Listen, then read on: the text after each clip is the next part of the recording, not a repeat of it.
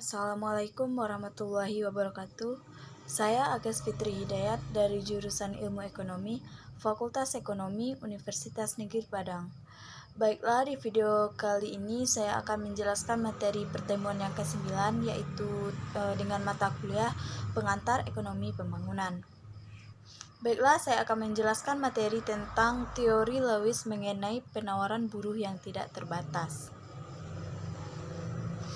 Baiklah, teori Lewis, ekonomi ada dua sektor. Lewis mengawali teorinya dengan pernyataan tegas bahwa teori klasik mengenai penawaran buruh yang benar-benar elastis dengan upah subsisten benar-benar terjadi di sejumlah negara terbelakang. Ekonomi seperti ini terjadi pada negara yang berpenduduk padat dibandingkan dengan negara sumber alam, terjadi pada negara dan sumber modal, sehingga produktivitas marginal buruhnya tidak berani nihil atau bahkan negatif. Karena persediaan buruh tidak terbatas, industri baru dapat didirikan atau industri yang ada dapat berkembang tanpa batas berdasarkan upah yang berlaku dengan cara menarik buruh dari sektor subsisten. Dalam hal upah yang berlaku dengan cara menarik buruh dari sektor subsisten, dalam hal ini subsisten sumber utama para pekerja yang bersedia bekerja dengan upah subsisten adalah petani, buruh lepas, pedagang kecil, pelayan, domestik dan komersial, dan wanita rumah tangga. Baiklah, yang pertama ada surplus kapitalis. Apa yang menentukan besar subsisten itu sehingga buruh surplus ada bersedia bekerja di sektor kapitalis? Nah, hal ini tergantung pada penghasilan minimum yang diperlakukan untuk biaya hidup minimum atau subsisten. Tepatnya, tingkat upah tersebut tidak lebih rendah daripada produk rata-rata pekerja di sektor subsisten tersebut. Walaupun penghasilan di sektor subsisten menentukan tingkat upah sektor kapitalis, tapi dalam praktek ini kapitalis 30% lebih tinggi daripada upah subsisten sebagai akibat ada kenalkanlah yang mencolok pada output sektor subsisten dengan upah kapitalis yang lebih tinggi sebelum menawarkan dirinya untuk suatu pekerjaan. Yang bagian ke B ada jika dengan penarikan buruh dari sektor subsisten itu produk total tetap sama, maka produk rata-rata naik dari pekerjaan yang ditarik itu kemungkinan menuntut upah yang lebih tinggi. Bagian yang kecil ada biaya hidup yang tinggi dan beberapa pertimbangan kemanusiaan dapat menggerakkan para majikan penaikan upah real atau pemerintah dapat mendorong secara buruh dan menyokong usaha-usaha perundingan upah mereka. Tetapi penawaran buruh dianggap benar-benar elastis pada upah kapitalis lebih tinggi daripada upah kapitalis ini, maka mengakibatkan surplus kapitalis. Baiklah, kita masuk pembentukan modal tergantung pada surplus kapitalis.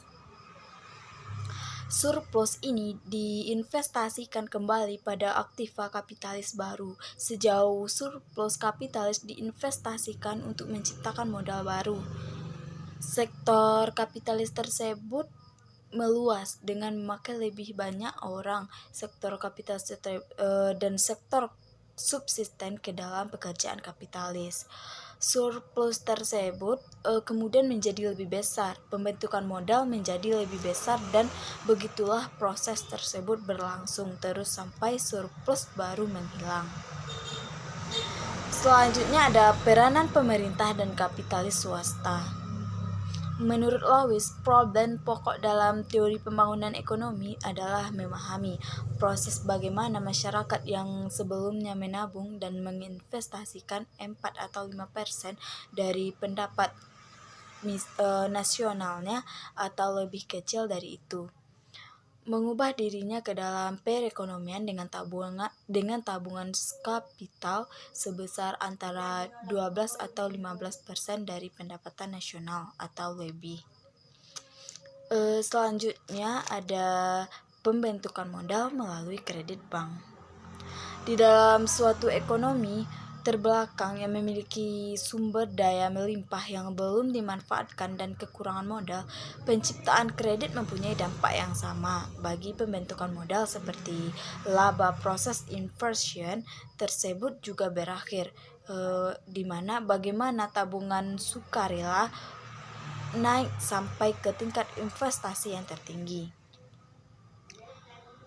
Begitu juga laba yang semakin tinggi mengakibatkan tabungan yang semakin tinggi, maka akan tiba saatnya tabungan meningkat sedemikian besar sehingga investasi baru dapat dibayar tanpa batasan kredit bank. Baiklah, selanjutnya ada akhir proses pertumbuhan. Teori ini mengajukan bahwa jika penawaran buruh yang tidak terbatas tersedia pada upah real yang konstan dan jika suatu bagian dari laba diinvestasikan kembali dalam kapasitas produktif, laba akan tumbuh terus-menerus dibandingkan dengan pendapatan nasional dan pembentukan modal juga akan tumbuh dibandingkan dengan pendapatan nasional. Selanjutnya ada pada ekonomi terbuka. Jika proses pertumbuhan terkenal pengaruh buruh, salah satu faktor ini akumulasi modal dapat diteruskan dengan mendorong imigrasi massal atau dengan mengekspor modal kepada negara yang mempunyai buruh melimpah pada upah subsisten. Akan tetapi, kemungkinan ini akan dikesempatan oleh Lewis sendiri. Pertama, imigrasi massal buruh yang tidak terlampir tidaklah mungkin karena negara lain dengan upah lebih tinggi tidak akan mengizinkannya. Yang kedua, ekspor modal berarti impor lebih tinggi daripada ekspor, berarti beban bagi negara pembayarannya. Baiklah, kita masuk ke bagian yang ke B, yaitu penilaian kritis. Penerapan dibatasi oleh asumsi-asumsi yang menjadi dasar kritik-kritik diperbincangkan. Yaitu yang pertama ada setiap negara terbelakang mempunyai penawaran buruh yang tidak terbatas. Lewis mengasumsikan adanya penawaran buruh yang tidak terbatas di negara terbelakang, tetapi asumsi ini tidak terbatas di negara terbelakang. Yang kedua, tingkat upah di sektor kapitalis tidak konstan. Asumsi teori ini tingkat upah di sektor kapitalis senantiasa konstan sampai penawaran buruh dari sektor subsisten habis. Yang ketiga, tidak dapat diterapkan jika akumulasi modal bersifat menghemat buruh.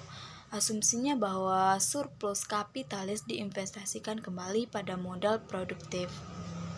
Yang keempat, buruh terampil bukanlah kesulitan sementara asumsi adanya tenaga buruh tidak terampil di dalam teorinya. Yang kelima, kurangnya usaha di inisiatif. Asumsi bahwa kelas kapitalis ada di negara terbelakang. Yang keenam, proses multiplikasi tidak berlangsung di negara terbelakang, mengasumsikan bahwa akumulasi modal terjadi di bagaimana kelas kapitalis terus menginvestasikan kembali laba yang diperoleh.